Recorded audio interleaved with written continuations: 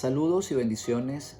Bienvenido a este subprograma Regresando a las Raíces Hebreas con su pastor Isidro de Gubella. Hoy estaremos analizando la tercera y última parte de esta serie titulada El Verbo se hizo carne. Te invitamos a que nos visites en los dos primeros videos, que te suscribas, que le des like y lo compartas. Acompáñanos.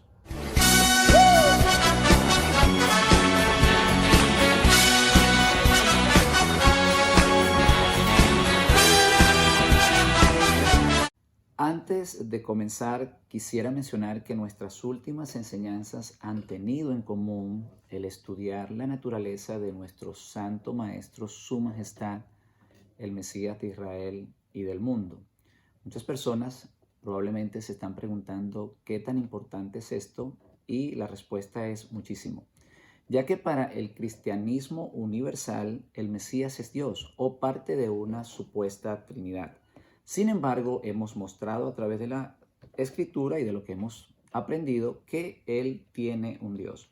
El objetivo principal precisamente de nuestro Santo Maestro era dar a conocer a ese Dios. Y el conocimiento de ese Dios es lo que nos lleva a alcanzar la vida eterna, como lo dicen Juan 17:3 y Juan 3:16. En Marcos 12:29, un escriba le pregunta al Mesías cuál es el más grande mandamiento. Y él contestó: el principal mandamiento es este: oye Israel, el Señor nuestro Dios, el Señor uno es. Ahí vemos claramente que Él se incluye también. Por otra parte, es necesario entender que ese único Dios es espíritu, como el Mesías se lo aclaró a la mujer samaritana, y esto es de suma importancia, ya que el Padre está buscando adoradores en espíritu y en verdad.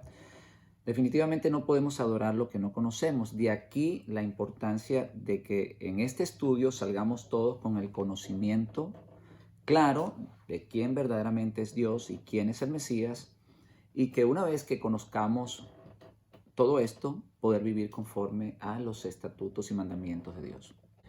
Bien, comencemos. Quisiera hacer un repaso de lo que hemos aprendido en las dos primeras partes. En primer lugar, Juan en el verso 1 se refiere a la palabra de Dios y no a otro ser, como lo interpretan algunas teorías.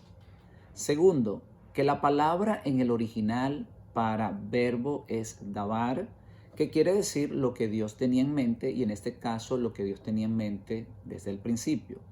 Tercero, que su palabra es desde el principio, porque su palabra no puede separarse de Él, ya que a través de ella Él expresa sus deseos, y sus deseos toman forma una vez que son expresados. Cuarto, que Dios todo lo hace a través de su palabra, porque Él es un ser incorpóreo, Él es espíritu. Quinto, que en su palabra está la vida de todas las cosas, y a través de ella le da vida a todas las cosas. Sexto, que su palabra es la luz que ilumina a todo hombre, y lo hemos podido comprobar cuando a través de su palabra podemos analizar estas doctrinas y nos damos cuenta de que están equivocadas. 7. Que esa palabra encontró un lugar donde habitar, tal y cual como Dios quería que fuese. Y esto es lo que la Biblia considera el Verbo se hizo carne, o el Verbo encontró un tabernáculo donde habitar. Hoy concluiremos leyendo el versículo 18 de Juan 1, para lo cual leeremos algunas versiones. Nueva versión internacional. A Dios nadie lo ha visto nunca, el Hijo unigénito, que es Dios y que vive en unión íntima con el Padre, nos los ha dado a conocer. Biblia Las Américas. Nadie ha visto jamás a Dios, el unigénito Dios que está en el seno del Padre, Él le ha dado a conocer. Traducción lenguaje actual. Nadie ha visto a Dios jamás, pero el Hijo único que está más cerca del Padre y que es Dios mismo, nos ha enseñado cómo es Él. Reina Valera 1960. A Dios nadie lo vio jamás, el unigénito Hijo que está en el seno del Padre, Él le ha dado a conocer. Código Real. A Elohim nadie ha visto jamás, el juez único de su clase que está en el seno del Padre, Él lo reveló. Biblia del oso. A Dios nadie lo vio jamás, el unigénito Hijo que está en el regazo del Padre, Él no los declaró. Cuando leemos todas estas versiones nos damos cuenta la importancia que tiene un buen estudio de la palabra.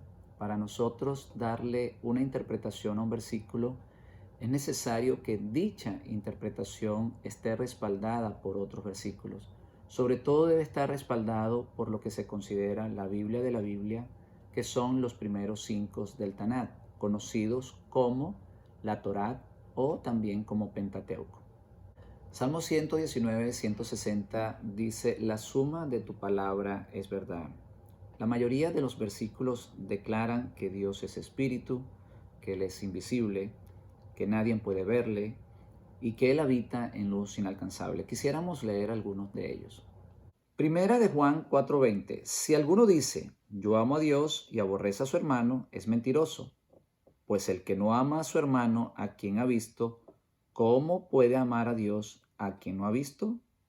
Primera de Timoteo 1:17. Por tanto, al Rey de los siglos, inmortal, invisible, al único y sabio Dios, sea honor y gloria por los siglos de los siglos. Amén. Juan 4:24. Dios es espíritu, y los que le adoran en espíritu y en verdad es necesario que le adoren. En Éxodo 33:20, cuando Moisés pidió ver el rostro de Dios, Dios le dijo: no podrás ver mi rostro, porque no me verá hombre y vivirá. Y finalmente, Éxodos 24, uno de los mandamientos dice: no te harás imágenes ni ninguna semejanza de lo que está arriba en los cielos, ni abajo en la tierra, ni en las aguas debajo de la tierra. La palabra de Dios no es para confundirnos. Juan dice claramente que a Dios nadie le ha visto jamás.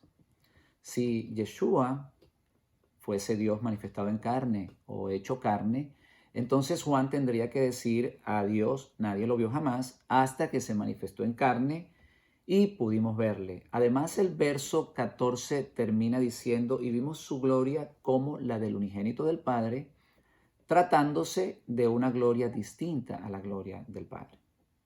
Pablo en Romanos 1, del 18 al 25, nos da una enseñanza muy clara de lo que estamos hablando. Vamos a leerlo. Porque la ira de Dios se revela desde el cielo contra toda impiedad e injusticia de los hombres que detienen con injusticia la verdad. Porque lo que de Dios se conoce les es manifiesto, pues Dios se lo manifestó. Porque las cosas invisibles de Él, su eterno poder y deidad, se hacen claramente visibles desde la creación del mundo, siendo entendidas por medio de las cosas hechas, de modo que no tienen excusas. Pues habiendo conocido a Dios, no le glorificaron como a Dios, ni le dieron gracia, sino que se envanecieron en su razonamiento, y su necio corazón fue entenebrecido. Profesando ser sabios, se hicieron necios, y cambiaron la gloria del Dios incorruptible en semejanza de imagen de hombre corruptible, de aves, de cuadrúpedos y de reptiles, por lo cual también Dios los entregó a la inmundicia en sus concupiscencias de sus corazones, de modo que deshonraron entre sí sus propios cuerpos, ya que cambiaron la verdad de Dios por la mentira, honrando y dando culto a las criaturas antes que al Creador, el cual es bendito por los siglos. Amén. Quisiera resaltar lo que dice el verso 23. Y cambiaron la gloria del Dios incorruptible en semejanza de imagen de hombre corruptible. Queremos aclarar también que tanto Colosenses 1:15 como Juan 14:9, cuando dice: Él es la imagen del Dios invisible, el primogénito de toda creación, el que me ha visto a mí, ha visto al Padre, se refiere al carácter de Dios. Recordemos que Yeshua es la encarnación del amor de Dios. No se está refiriendo a una imagen física. De igual manera, cuando dice yo y el Padre uno somos, se refiere a propósito no a una unidad física. Esto lo podemos comprobar en Juan 17:21. Leamos.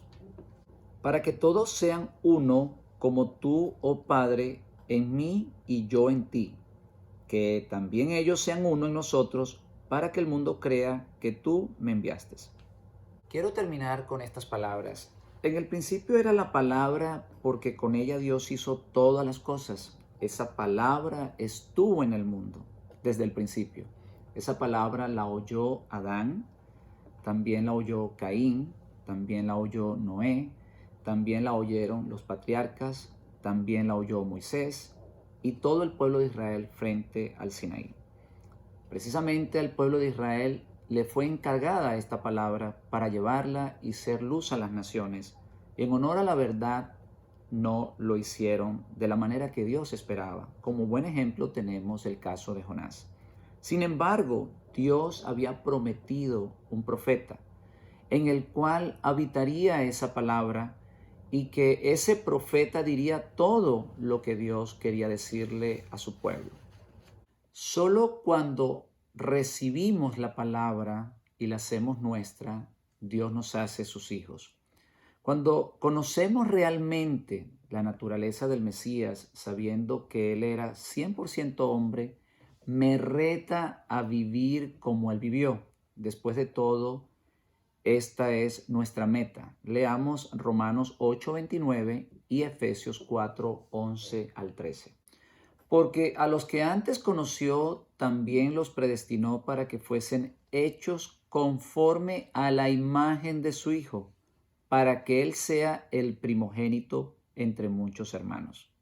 Y Él mismo constituyó a unos apóstoles, a otros profetas, a otros evangelistas, a otros pastores y maestros, a fin de perfeccionar a los santos para la obra del ministerio, para la edificación del cuerpo de Cristo, hasta que todos lleguemos a la unidad de la fe y del conocimiento del Hijo de Dios, a un varón perfecto, a la medida de la estatura de la plenitud de Cristo. Todos los que nos acercamos a Dios con un corazón sincero, tenemos el deseo de ser salvos y entrar en el mundo por venir. El mayor deseo de este servidor precisamente es ese. Cuando decimos que Yeshua el Mesías es el Dios eterno, estamos violando tanto el primero como el segundo mandamiento. Después de todo este análisis, quisiera concluir con las palabras del apóstol Pablo en 1 de Timoteo 2:5, que dice: porque hay un solo Dios y un solo mediador entre Dios y los hombres, Jesucristo hombre. Bendiciones, nos vemos en la próxima enseñanza.